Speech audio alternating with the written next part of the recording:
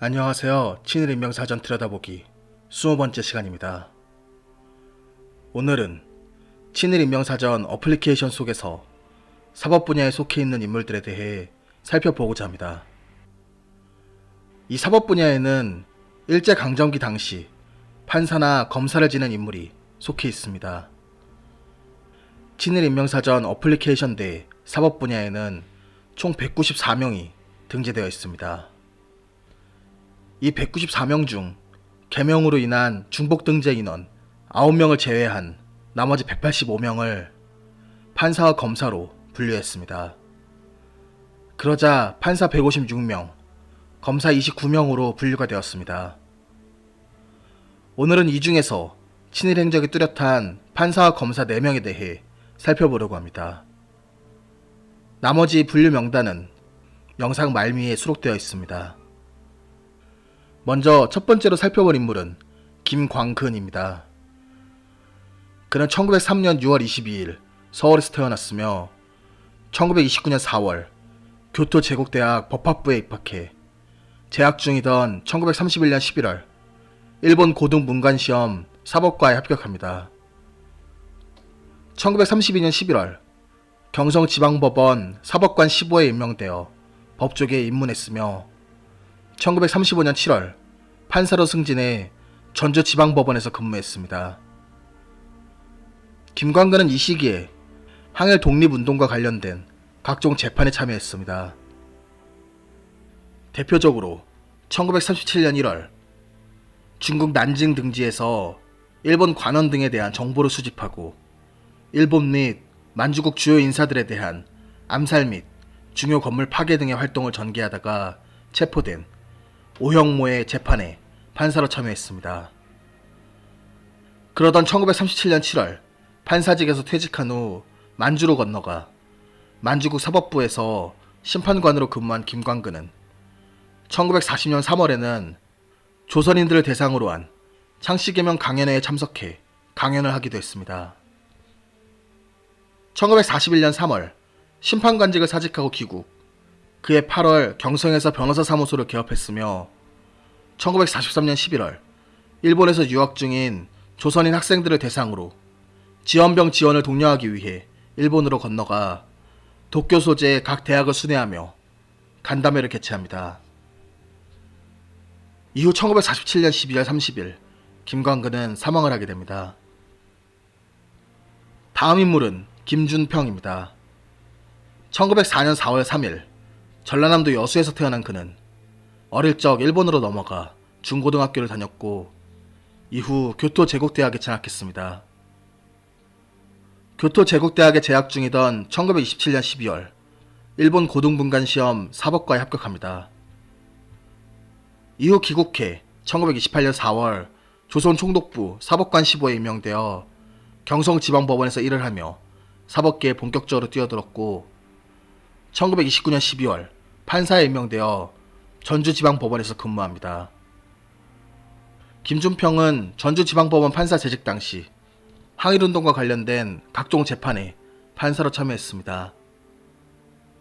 당시 그가 참여했던 재판들은 다음과 같습니다. 비밀 결사인 적광회를 조직하고 조선민족 본위의 교육제도 실시를 주장하는 인쇄물을 살포한 혐의로 체포된 인부 등에 대한 재판, 광주학생운동과 관련하여 검거된 조선인 학생이 석방될 때까지 투쟁하자는 내용의 경문을 전주 시내에 살포한 혐의로 체포된 유돌기, 백낙주 등에 대한 재판, 독립군 단체인 통일부에 가입하여 전라북도 김제를 중심으로 군자금 모집 및 동지 규합 등의 활동을 전개하다가 체포된 조인현, 오석완 등에 대한 재판, 조선 독립의 필요성을 역설하면서 조선인 청년 및 노동자의 단결을 촉구하는 경문을 배포한 혐의로 체포된 병규섭에 대한 재판,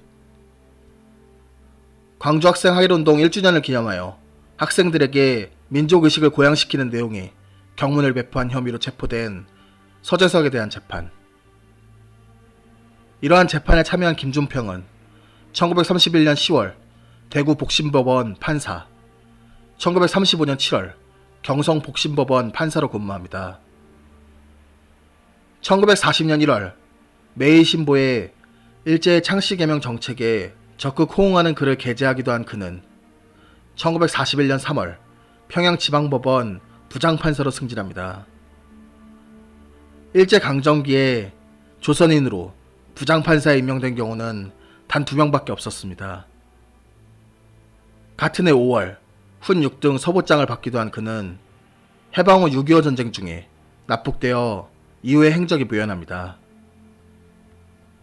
세 번째 인물은 민병성입니다.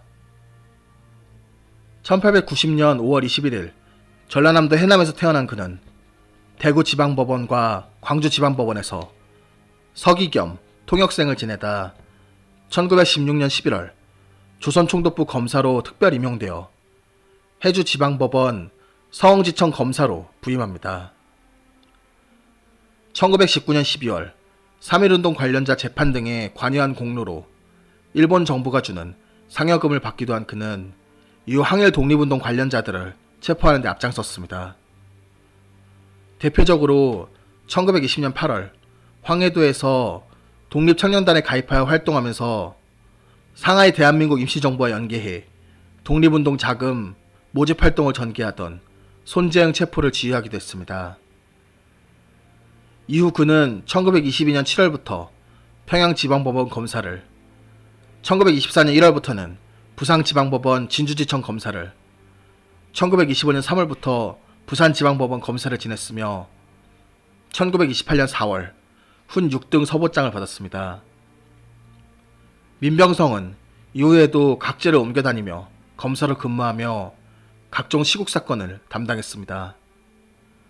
그리고 그 공로로 1933년 4월 훈 5등 서보장을, 1939년 4월 훈 4등 서보장을 받았습니다. 이후 1944년 3월 경성지방법원으로 옮겨 해방될 때까지 검사로 재직한 민병성은 6.25 전쟁 중인 1950년 8월 납북되었습니다.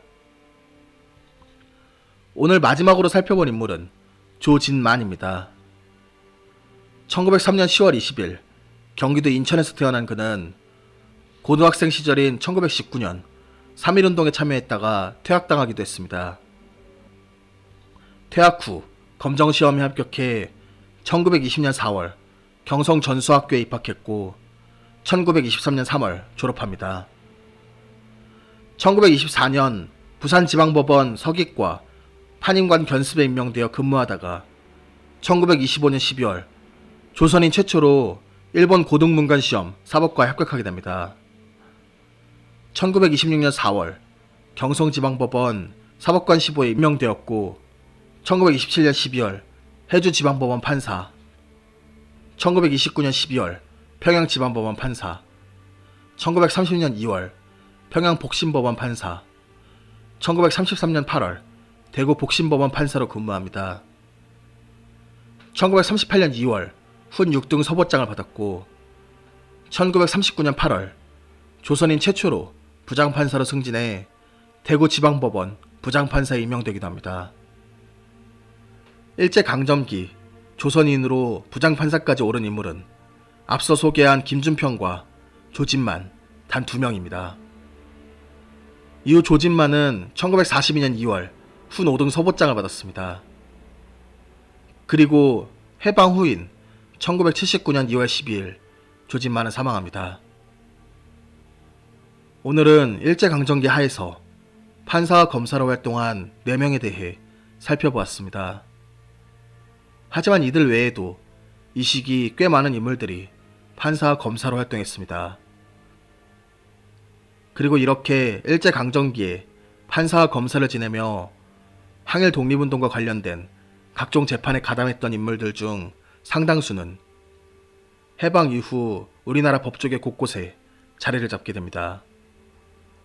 그리고 그 중에는 법무부 장관을 지낸 인물도 있으며 사법부의 수장인 대법원장까지 오른 인물도 4명이나 있습니다.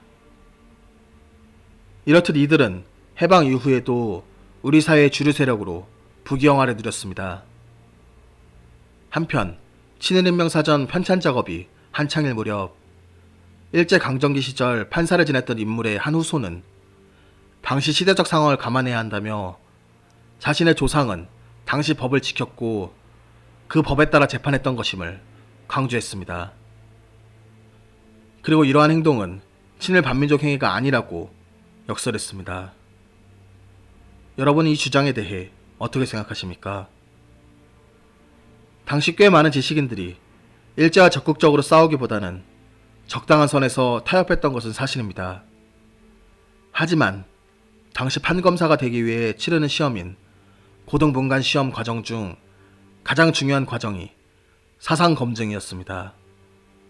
즉 고등분간 시험에 합격해 판검사로 임용된 인물은 일제가 인정한 완벽한 친일 사상자라는 의미입니다. 그리고 이들은 판검사가 되어 동족을 처단하고 심판하는 일에 앞장섰습니다. 따라서 당시 법에 따라 행동했을 뿐이라는 후손의 발언은 당시 독립운동에 목숨을 바쳤던 애국지사들을 모욕하는 발언이고 대세에 편승했던 자신의 행위를 정당화하기 위한 기회주의적인 발언에 불과하다고 생각합니다. 그리고 이들의 후손이 당당하게 자신들의 주장을 펼칠 수 있는 이유는 우리 사회가 제때 제대로 이들을 청산하지 못했기 때문이겠죠. 이상 참맛이었습니다. 감사합니다.